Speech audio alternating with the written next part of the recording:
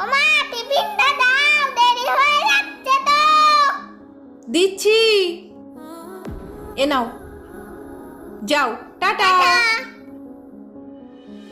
ওমা জলটা তো দেওয়া হয়নি, জলটা আমাকে দাও। দিচ্ছি বাবা। টাটা। টাটা, ভালোভাবে পরীক্ষা দেবে, হ্যাঁ সোনা?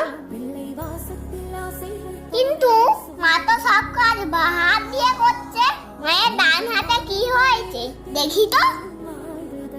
ওমা মা, কি হয়েছে, চলে এলি কেন?